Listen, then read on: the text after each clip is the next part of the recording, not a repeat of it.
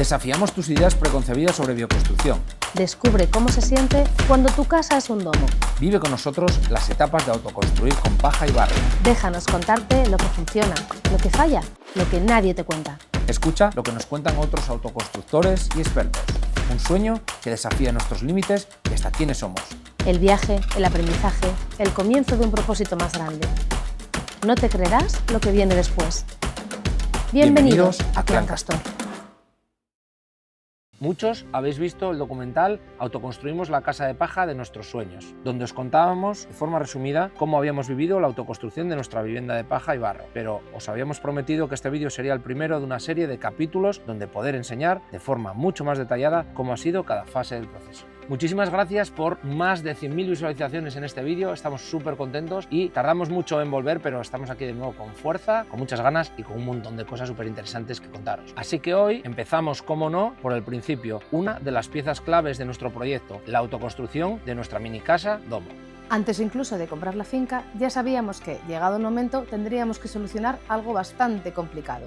¿Dónde íbamos a vivir durante el tiempo que durase la construcción? Con nuestro presupuesto era impensable poder abarcar el gasto de un alquiler durante años, al mismo tiempo que pagar la hipoteca de la parcela y de los materiales de construcción. Así que vivir fuera de la finca directamente no era una opción. Al terminar la cúpula, muchos pensaron que quizá habíamos dedicado demasiado tiempo y esfuerzo para lo que en teoría iban a ser 2 o 3 años. Pero como la vida te da sorpresas, al final resultó que no fue así. De la construcción de este domo y de los años que íbamos viviendo en él, hemos aprendido y podemos enseñar muchísimo. Así que esperamos que, además de entreteneros, aprendáis de nuestros aciertos y de nuestros errores. No esperéis que solo os contemos lo bonito. Aprender de los errores a veces es muchísimo más útil que aprender de los aciertos.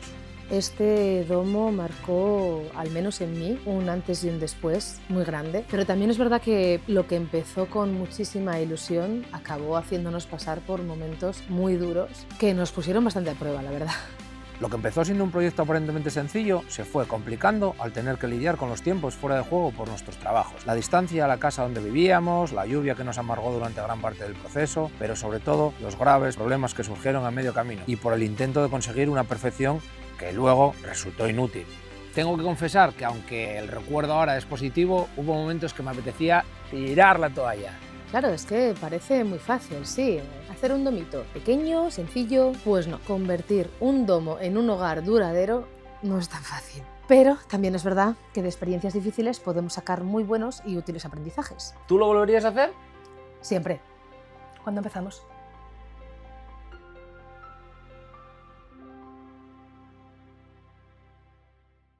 ¿Por qué nos metimos entonces en este lío del domo? Pues durante la búsqueda de nuestra finca, que fueron 2 largos años, estábamos viviendo en una casa que era una antigua escuela rural, que estaba muy mal construida, tenía como varias partes hechas a posteriori en muy mal estado y era una construcción de cemento, era un desastre.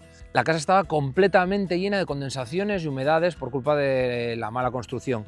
Entonces nos empezamos a obsesionar con la salubridad dentro de las viviendas y precisamente eso, el intentar que no tuviéramos condensaciones y humedades dentro de las casas. Para poder mudarnos cuanto antes a la finca, nuestra primera idea fue comprarnos una yurta mongola. También barajamos otras opciones como caravanas, contenedores portuarios, mobile homes, pero después de mucho buscar, comparar precios y desechar cada posible compra, nos decidimos por meternos en el embolado de construir nosotros mismos una cúpula geodésica de 6 metros de diámetro por 3,5 de alto. Por eso fue que ya desde el domo empezamos a intentar hacer casas que fueran saludables y que no tuvieran ese tipo de problemas. Aunque en teoría fuera una casa para uso temporal, que no fuera para toda la vida.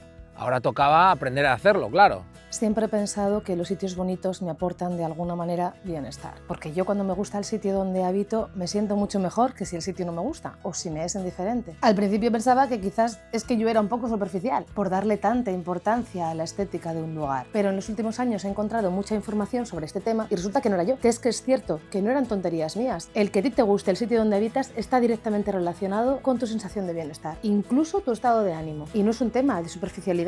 Hoy es muchísimo más fácil encontrar información en internet, pero en aquel momento, cuando nosotros empezamos, eran todo trabas y problemas porque no encontrábamos prácticamente dónde poder ni formarnos ni buscar información. Además, un mundo que nosotros desconocíamos y que no era fácil acceder a él. Por lo tanto, lo que hicimos fue empezar a formarnos como podíamos, con el material que podíamos encontrando por ahí y Al final lo que hice fue incluso echarle un poco de cara y hablar con una de las personas que en aquel momento estaba haciendo domos a nivel profesional en España, que me ayudó un montón. Y a partir de ese momento pues ya empezamos a hacer nuestro domo. Lo curioso es que la persona que nos echó una mano en ese momento nunca en la vida había vivido en un domo. Había hecho domos para un montón de cosas, pero nunca como una vivienda. Por lo tanto, era un reto para todos hacer una vivienda dentro de ese domo. Al final, después de tiempo viviendo aquí, incluso le asesoramos en algunas partidas que él desconoce porque realmente hasta hace poco tiempo no se empezaron a hacer viviendas habitables dentro de cúpulas geodésicas en esta parte del país. En bioconstrucción y arquitectura consciente, los espacios redondos como los domos se asocian con una energía especialmente armoniosa y equilibrada. Y esto se fundamenta tanto en observaciones empíricas como en principios geométricos y físicos. Así que la idea de tener una mini casa redonda a mí me encantaba, y en mi obsesión con que además el espacio fuera bonito, mientras Nacho estudiaba cómo debía hacerse la ejecución, yo me dediqué por completo al diseño del interior para sacar el máximo partido a los pocos metros que teníamos. Y no era fácil, tenía la tarea de conseguir meter en 28 metros un armario vestidor, la jaula cueva de nuestra perra Deva, que era gigante, un sofá de 2 metros, una cocina decente, un baño completo y un altillo que sumaría metros para poder poner la cama. Y ahí era donde yo tenía ideas, era lo que más me motivaba y donde yo quería poner el foco para que nos sintiéramos lo mejor posible el tiempo que estuviéramos aquí. Y para que a largo plazo fuera un espacio que poder seguir usando, claro. Tras toda esta investigación y todo este aprendizaje, teníamos que ponernos manos a la obra. Tuvimos la grandísima suerte de que un amigo nos dio un montón, y cuando os digo un montón os digo 2 camiones llenos de palets industriales reciclados. O sea, cogimos toda esa madera que iba a ser para un desecho y con eso fue con lo que construimos toda la estructura, toda la base de nuestro domo y muchas más partidas después en nuestra casa incluso. Una de las mayores ventajas que tiene hacer un domo es que necesitamos maderas cortas. No nos hace falta medidas grandes ni longitudes grandes de madera. Por lo tanto, va a ser más barato y aparte va a ser mucho más fácil de trabajar. Podemos hacer vanos súper grandes, en nuestro caso 6 metros de diámetro, sin tener que poner ningún tipo de viga ni ningún tipo de pilar. Solo necesitaríamos maderas largas para hacer la base del domo. Una vez que tengamos la base, todo lo que es estructural con maderas pequeñitas podemos hacerlo. Así que empezamos. Nos dejaron el terreno muy mal nivelado, así que para empezar tuvimos que echar más tiempo del previsto en asegurar que la base estuviera bien equilibrada.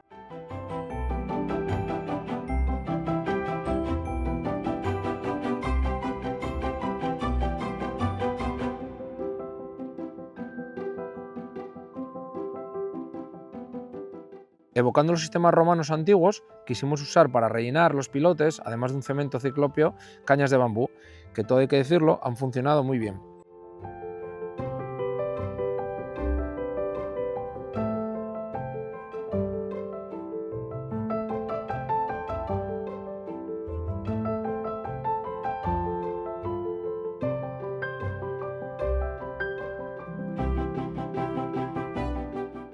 Después fabriqué una base de tela de araña lo suficientemente resistente para garantizar que sostendría todo el peso de la mini casa.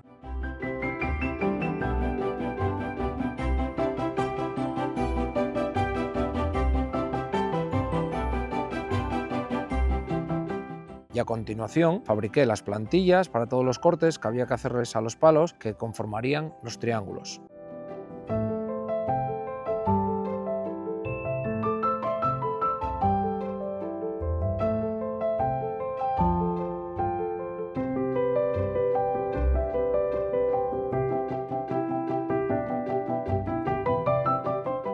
Existen diferentes formas de construir y unir los triángulos de una cúpula geodésica, pero como la idea era usar el aislante impermeabilizante de corcho proyectado que quedaría como una capa exterior muy fina, decidí que la mejor opción era probablemente también la más complicada, la más comúnmente llamada wood karma. De esa manera evitaríamos los problemas entre unión de diferentes materiales. Aparte, al no tener que utilizar otros materiales, simplemente la madera, haciéndole cortes, saldría muchísimo más económico y en ese momento la economía era una de las prioridades que teníamos. La parte de la ejecución. Esto era algo en lo que yo no me acababa de centrar. Es que ni siquiera quería pensar mucho en ello porque es que no sabía cómo lo iba a gestionar. Yo no tenía ni idea de cómo hacer nada. Y yo me decía, si no tengo talento, ni paciencia, ni para montar un mueble de Ikea, ¿cómo carajo iba a conseguir ayudar a Nacho para construir una casa, aunque fuera mini? Carmen aportaba muchísimas ideas de cómo podía ser el diseño, demasiadas de hecho, y yo estaba más obsesionado con que fuera muy rápido, que fuera funcional, que fuera económico y ya está. Lo que me sacó de mis creencias limitantes fue ver a Nacho trabajar en la base, que sería donde se apoyaría la estructura de la cúpula, y darme cuenta de todo el trabajo que tenía por delante él solo, mientras yo me quedaba pues básicamente sujetando la herramienta. Así que respiré hondo, me di una super colleja mental y me dije, no, guapa, ponte las pilas y arranca a funcionar, que no puedes dejarle solo con todo el marrón. Acabé preguntándole qué podía hacer para ayudar. Y así abrimos la caja de Pandora. Ya no había vuelta atrás. Yo estaba muy centrado en que tenía que sacar adelante aquello y fue de gran ayuda que algunos amigos vinieran de forma esporádica a echarnos un cable. Y aquí tengo que hacer una mención especial sobre todo a Jorge Isidoro, que fue la persona que más ayuda nos aportó en el domo en todas las fases desde el principio. Estuvo aquí dando el callo con nosotros fuertemente. De verdad, 1.000.000 de gracias, porque gracias a ti tenemos este domo que es una maravilla. Así que cuando Carmen se puso a trabajar conmigo, empezamos a coger ritmo y la construcción fue fluyendo. Por suerte para mí, Nacho tenía mucha paciencia y me fue ayudando a perder el miedo gradualmente, despacito, y a ganar confianza para poder ser de utilidad.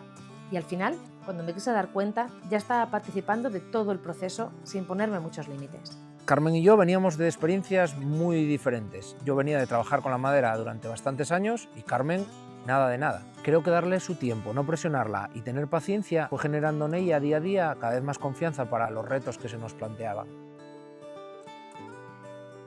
Así fue implicándose cada vez más, queriendo cada vez más tareas y poco a poco fuimos conformando un super equipo. Sin darnos cuenta empezamos a complementarnos de una forma positiva y efectiva, cada uno con nuestros puntos fuertes. Y en realidad fue genial, porque aunque ella no fuera consciente, nos dimos cuenta de que tenía muchísimas capacidades. Una visión espacial y de conjunto que aportó muy buenas ideas a todo el proyecto. Tanto de la cúpula como por supuesto también, y más si cabe, de la casa de barro y paja. Así que aprendimos que trabajar juntos nos gustaba. Y cuando algo generaba tensión, que por supuesto la hubo bastantes veces, utilizábamos nuestra frase clave y pasábamos la tormenta.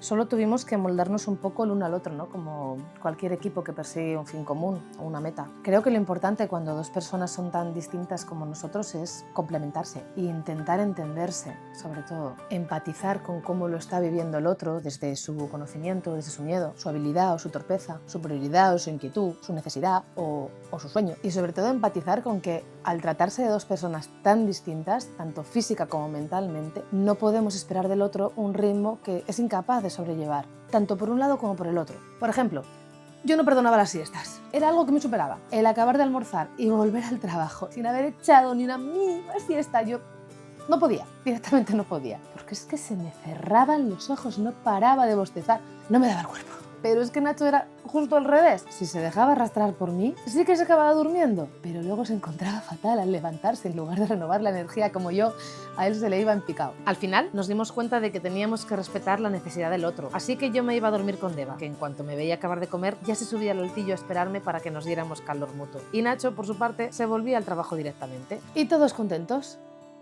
sobre todo Deva.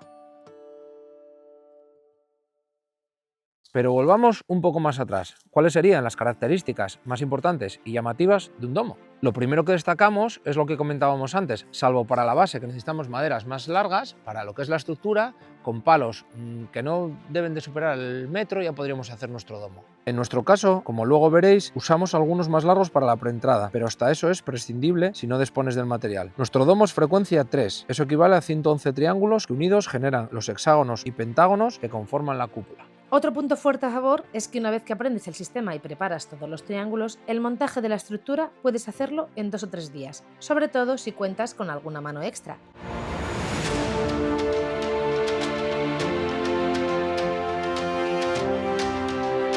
Estas son las instrucciones.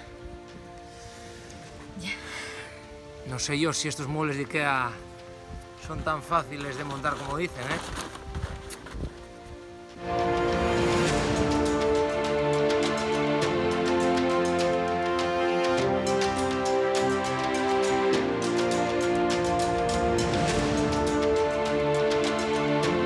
Realmente no sería necesario que los triángulos tuvieran un grosor tan grande, solamente es útil en la parte interna, para dejar espacio a una buena cantidad de aislante, pero en el frente hubiéramos podido hacerlo con la mitad de sección y hubiera sido igual de eficiente y resistente.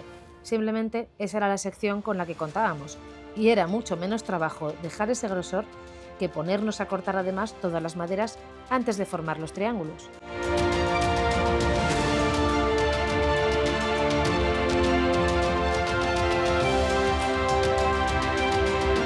El problema que enfrentamos en este caso al usar madera reciclada partía de la base de que no todas las maderas estaban cortadas a la misma medida exacta. Algunas medían 7,3, otras 7,5, otras 6,9. Eso provocó que tuviéramos que dedicar bastante tiempo a cepillar y reducir algunas partes para asegurar que en las uniones todo pudiera encajar y no diera problemas la siguiente fase, que implicaba tener que atornillar encima el OSB.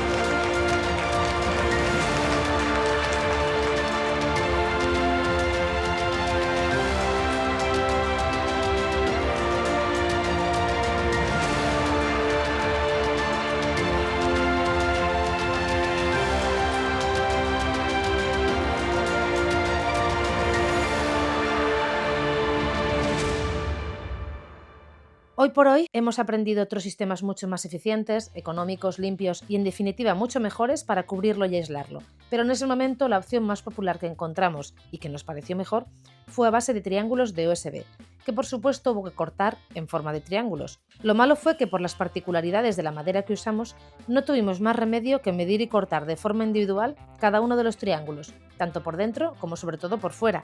El no poder generalizar las medidas de 111 triángulos externos y más adelante otros tantos internos alargó muchísimo ese proceso.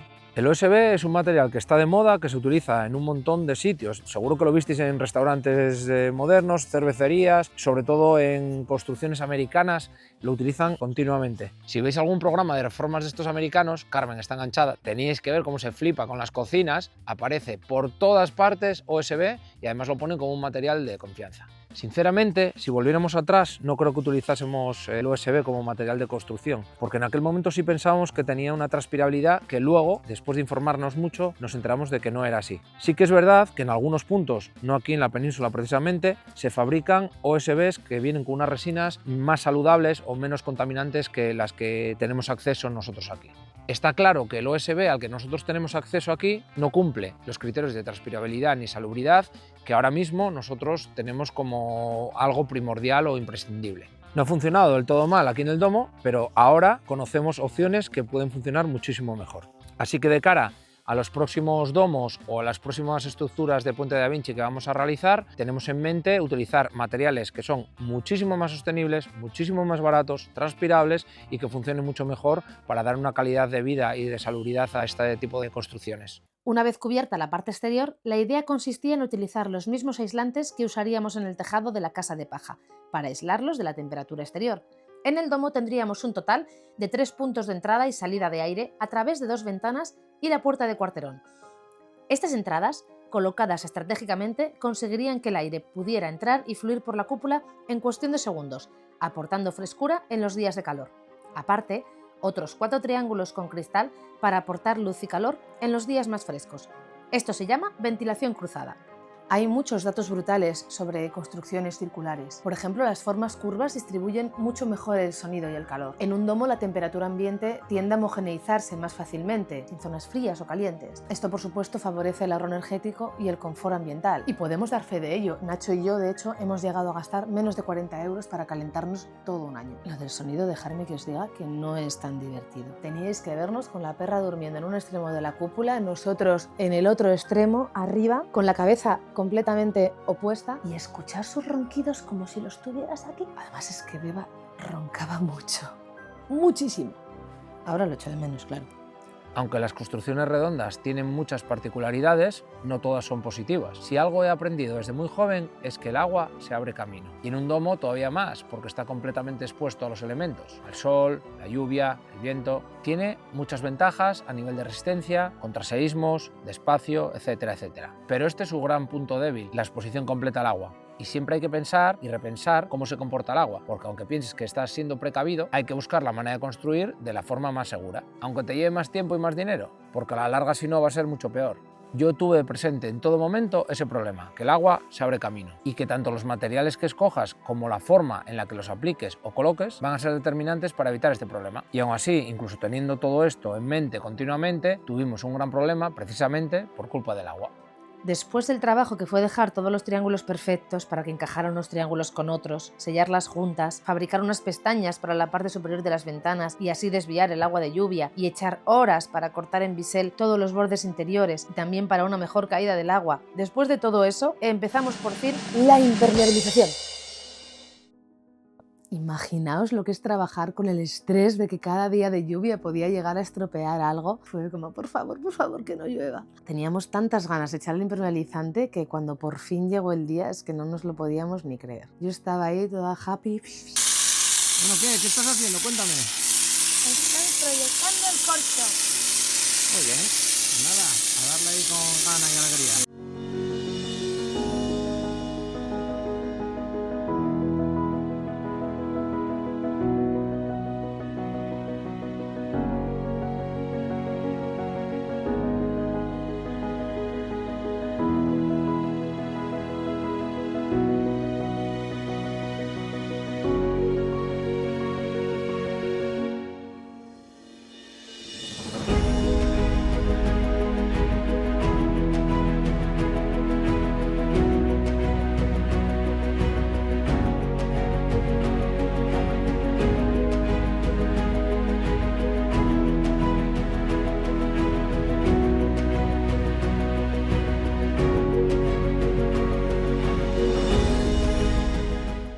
Creo que no lo olvidaremos en la vida, el momento de echar el corcho proyectado. Y justo cuando por fin acabamos de aplicarlo todo, se puso a llover sin parar, como si no hubiera un mañana, y no sé cuánto tiempo estuvo lloviendo, pero bueno, nos quedamos en casa, en teoría tranquilos, pensando, bueno, ya está impermeabilizado, todo correcto, todo bien.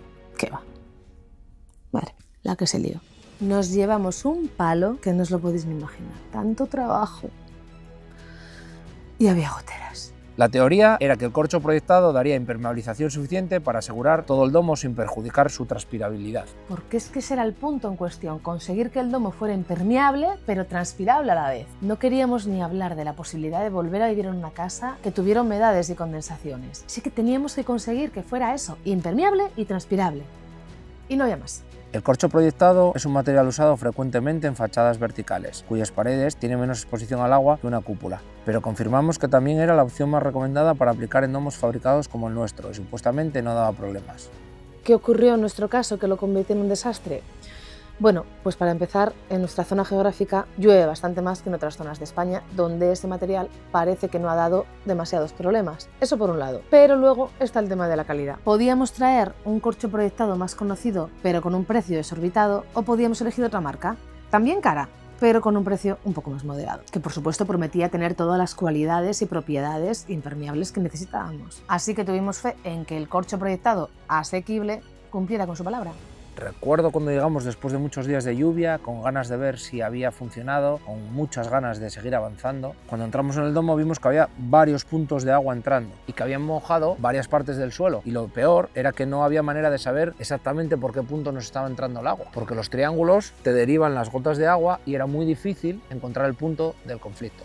Reclamamos a la tienda, claro, y conseguimos que nos diesen más material. Echamos otra capa, después creo recordar que volvimos a echar otra capa más, pero el agua seguía filtrando. Renunciamos a una parte de la impermeabilidad, al menos en la zona del baño, para intentar sellarlo con un producto más plástico, y ni con esas. El agua se abría camino y seguía filtrando. No podíamos avanzar hasta que esa parte estuviera completamente solucionada, porque si aislábamos y cerrábamos por dentro, no solo seguiría entrando agua, sino que no sabríamos por qué punto nos estaba entrando. Así que entre reclamaciones, buscar soluciones y aplicarlas, pues perdimos muchos meses que nos generaron mucho malestar y estrés. Era muy frustrante no dar con la solución, querer que dejara de entrar agua y llover cada día más y no poder avanzar. No podíamos avanzar por dentro, ni poner el suelo, ni aislar, ni levantar la estructura de la cama, nada, no se podía avanzar hasta que no se solucionase eso. Pero al menos conseguimos que nos devolvieran el dinero cuando se dieron cuenta de que el material realmente no estaba funcionando bien.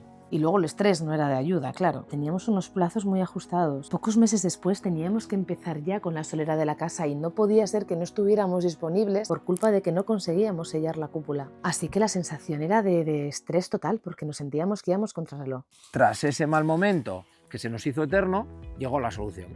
No era fácil, rápida ni barata, pero al menos era una buena solución.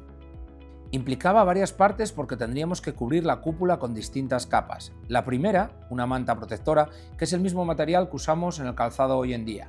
No es precisamente un material ecológico, pero es muy eficiente, impermeable y transpirable.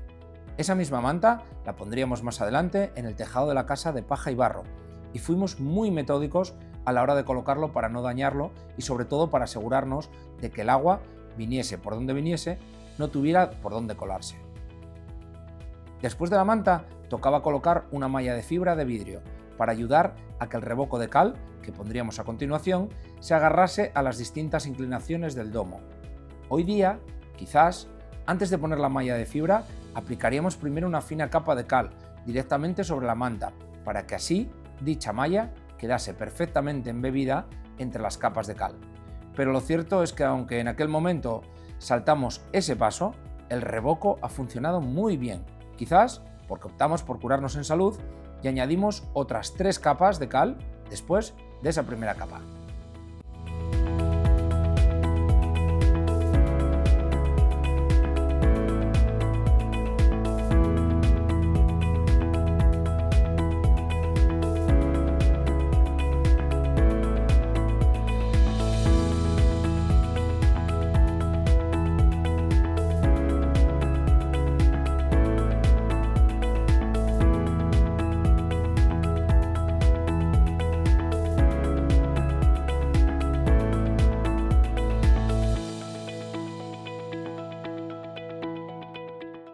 Aunque actualmente tenemos mucha experiencia en el trabajo con cal y el resto de materiales, en aquella época éramos básicamente novatos. Así que todo ese proceso nos llevó una vez más bastante tiempo. El miedo al agua nos hizo andar con mucho cuidado y fijarnos mucho en los detalles, sobre todo para asegurarnos de que lo estábamos haciendo bien. Ahora estábamos seguros de que tenía que funcionar. Y así fue.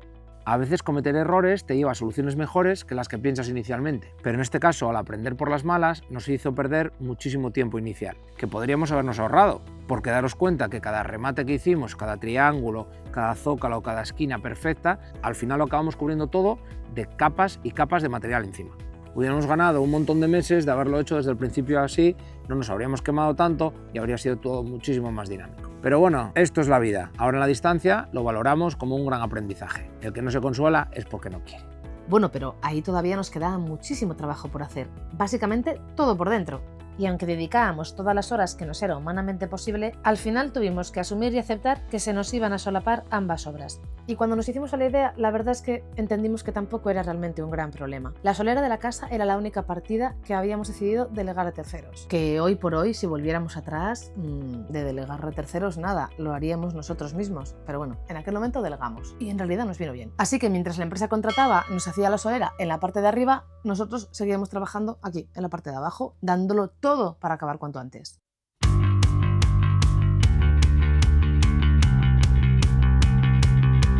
Esta noche te quiero comer, esta noche la quiero pasar contigo y fundirnos en un solo ser y morir entre amor y suspiros. Convencerte tal vez no podré, solo quiero que pienses en el destino. Imagina tú y yo al amanecer que esta noche sin ti no tiene sentido.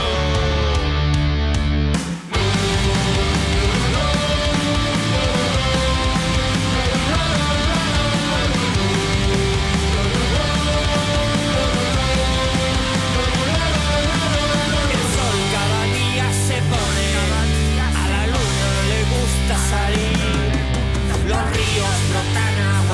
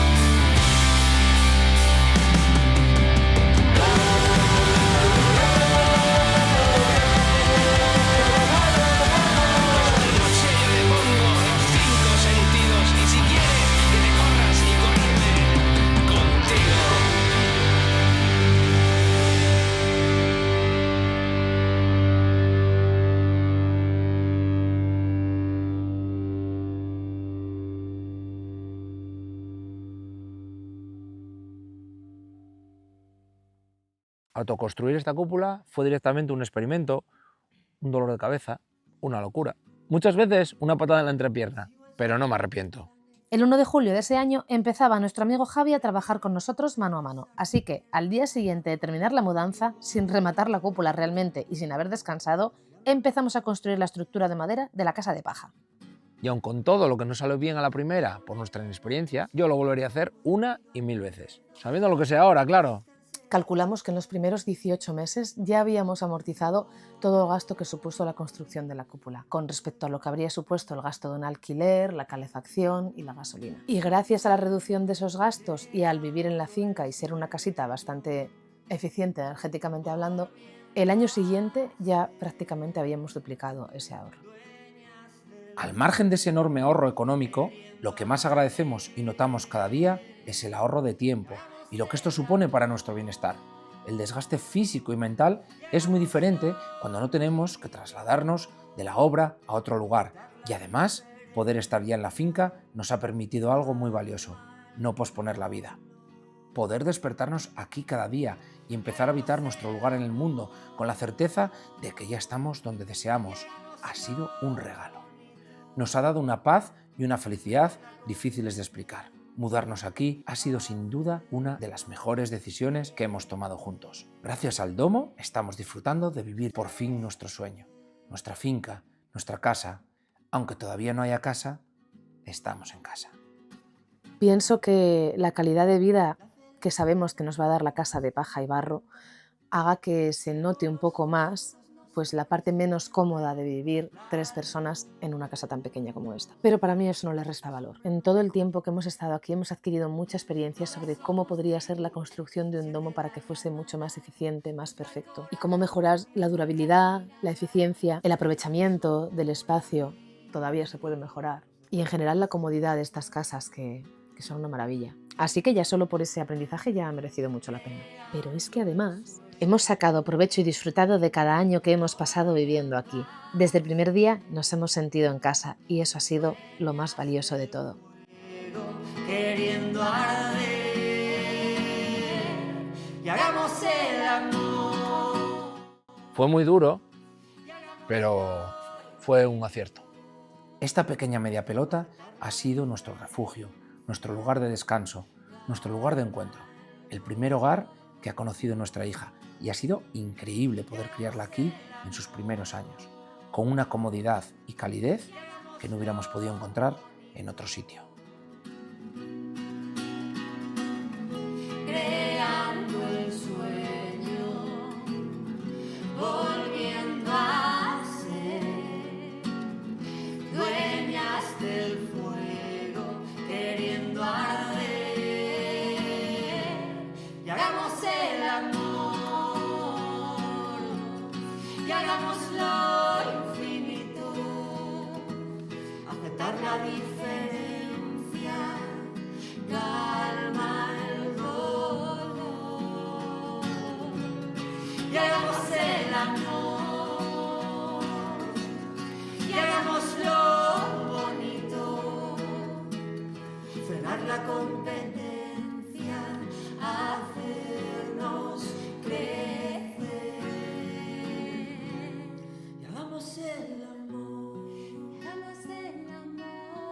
Hagámoslo infinito,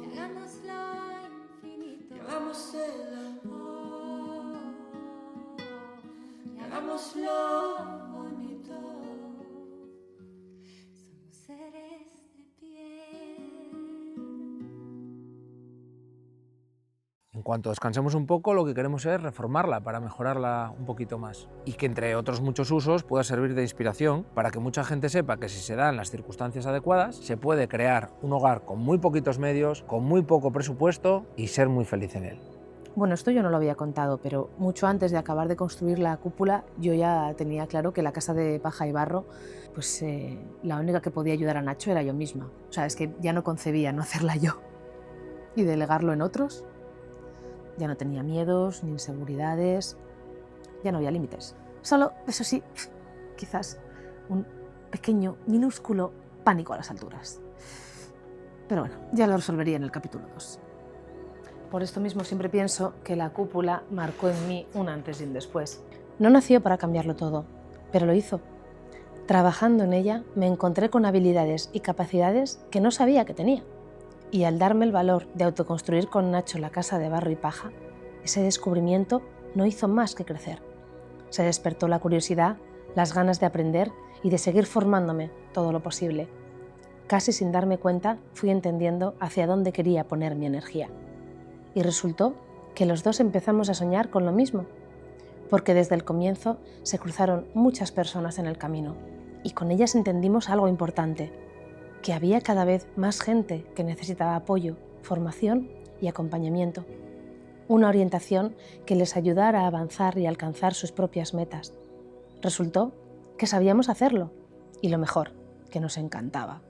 Lo que comenzó como un proyecto personal y pequeño se está convirtiendo en algo mucho más grande, un propósito, un camino que nos permite no solo inspirar, sino también guiar y apoyar a otros en sus propios sueños de tener un hogar económico, eficiente y sano. No sabemos hasta dónde nos llevará este propósito, pero sí sabemos que vamos a ayudar a otros. Y eso es algo grande. Dicen que las formas circulares generan equilibrio y buena energía. Va a ser que sí.